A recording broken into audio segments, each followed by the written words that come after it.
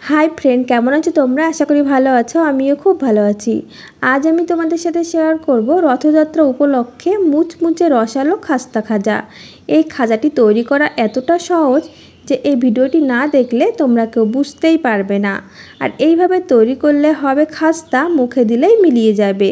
তো বেশি কথা না বাড়িয়ে চলো তোমাদের সাথে শেয়ার করে নিই। খাজা তৈরির জন্য আমি এখানে একটি পাত্রে নিয়ে নিচ্ছি 1 বাটি ময়দা। এর মধ্যে দিয়ে দিচ্ছি সামান্য পরিমাণে লবণ আর দিয়ে দিচ্ছি 2 চামচ ঘি। ঘি না থাকলে তোমরা সাদা তেল ইউজ করতে পারো, তবে ঘি দিলে এর ফ্লেভারটা বেশি ভালো আসে। এখন লবণ আর ঘি এই ময়দার সাথে ভালো করে আমি হাত দিয়ে চেপে চেপে মিশিয়ে নেব। ভালো করে মিশিয়ে নিয়েছি। যত ভালোভাবে মেশাবে ততই কিন্তু খাস্তা হবে। এই যে হাতের মধ্যে চেপে নিলে যদি দলা পেকে যায় তাহলে বুঝে নিতে হবে যে খুব ভালোভাবে মিশে গেছে। এখন অল্প অল্প জল দিয়ে আমি একটা ডো তৈরি করে নেব। এই ডোটা বেশি নরম করা যাবে না, একটু শক্ত করেই মেখে নিতে হবে। অল্প অল্প জল দিয়ে শক্ত একটা ডো তৈরি করে নিয়েছি। এখন আমি এটা রেস্টে রেখে দেব 10 মিনিটের জন্য। তো 10 মিনিট পর ফিরে আসছি। ততক্ষণ চিনির শিরাটা আমি রেডি করে নেব। চুলায় একটা পাত্র বসিয়ে দিয়েছি, তার মধ্যে নিয়ে নিচ্ছি 1 বাটি চিনি। সেই বাটি মেপেই নিয়ে নেব হাফ বাটি জল। গ্যাস আমি অন করে দিলাম। দিয়ে দেব 4টে ফাটানো এলাচ। সুন্দর একটা ফ্লেভারের জন্য আমি এলাচ ব্যবহার করছি। যারা এলাচের গন্ধ পছন্দ করো না তারা স্কিপ করতে পারো।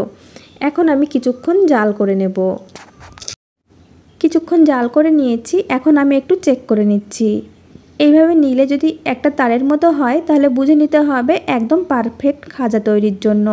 এর থেকে পাতলা হলে কি হবে, খাজাগুলো দেওয়ার সাথেই নরম হয়ে যাবে, তখন খেতে একদমই ভালো লাগবে না। এখন দিয়ে দিচ্ছি 1 চামচ লেবুর রস। এই লেবুর রস দিলে কি হবে, ঠান্ডা হওয়ার পরেও এই শিরাটি জমে যাবে না। এখন গ্যাস অফ করে দিলাম। ভালো করে মিশিয়ে নিয়েছি। নামিয়ে ঠান্ডা হতে দেব। এদিকে ডো রেস্টে রাখা 10 মিনিট হয়ে গেছে আর দেখো অনেকটাই সফট হয়ে গেছে। এখন আমি আরও কিছুক্ষণ মেখে নেব।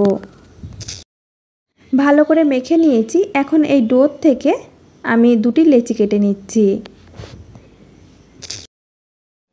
একটা লেচি নিয়ে নিলাম। আমি রুটি তৈরি করে নেব। তার জন্য নিয়েছি কর্নফ্লাওয়ার।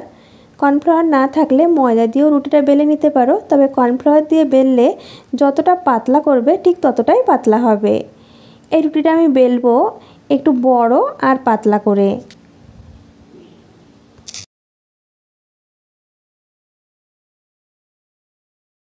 রুটি আমি বেলে নিয়েছি। দেখো কতটা বড় করেছি আর পাতলা করেছি। আশা করি দেখেই বুঝতে পারছো যে কতটা পাতলা হয়েছে। এখন আমি 4 সাইড থেকে কেটে নিচ্ছি।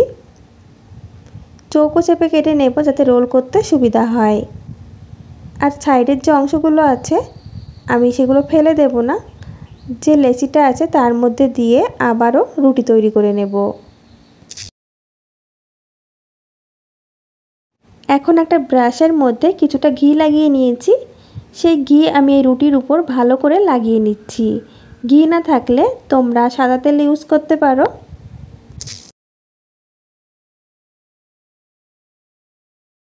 পুরো রুটির উপর ঘি আমি ভালো করে লাগিয়ে নিয়েছি। এখন ওপর থেকে দিয়ে দিচ্ছি কর্নফ্লাওয়ার ছিটিয়ে। এমনভাবে দেবে যাতে সব জায়গায় ভালোভাবেই কিন্তু কর্নফ্লাওয়ারটা পড়ে। এখন আমি রোল করে নেব। এই কর্নফ্লাওয়ার দেওয়ার কারণে কি হবে, খাজায় যে সুন্দর লেয়ারগুলো থাকে সেই লেয়ারগুলো আলাদা আলাদা থাকবে। এইভাবে আমি রোল করে নিচ্ছি। এরপর আমি কিছুটা জল লাগিয়ে নেব যাতে সুন্দরভাবে সিল হয়ে যায় আর ভাজার সময় খুলে না যায়। এখন কিছুটা কর্নফ্লাওয়ার দিয়ে আমি এইভাবে ঘুরিয়ে নিচ্ছি। এখন একটা ছুরির সাহায্যে আমি কেটে নিচ্ছি। একই রকমভাবে বাকি যে লেচিটা আছে সেই লেচি দিয়ে আমি রুটি তৈরি করব। তারপর রোল করে একই রকমভাবে কেটে নেব। একই রকমভাবে আমি সবগুলো কেটে নিয়েছি। এখন এক পিস নিয়ে নিলাম। কিছুটা কর্নফ্লাওয়ার ওপরে ছিটিয়ে দিচ্ছি। একটা বেলনি দিয়ে আমি একটু বেলে নিচ্ছি। আশা করি দেখেই বুঝতে পারছো।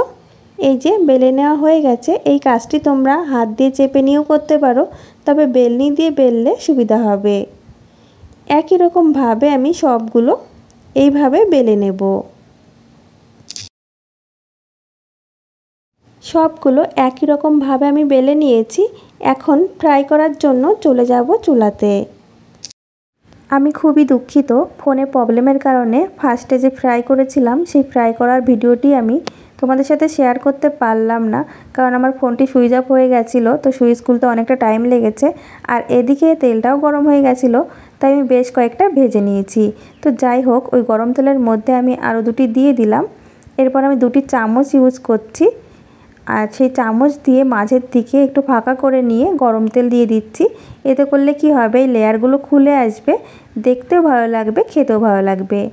এটি কিন্তু নরম থাকা অবস্থায় করতে হবে, একটু শক্ত হয়ে গেলে হবে না।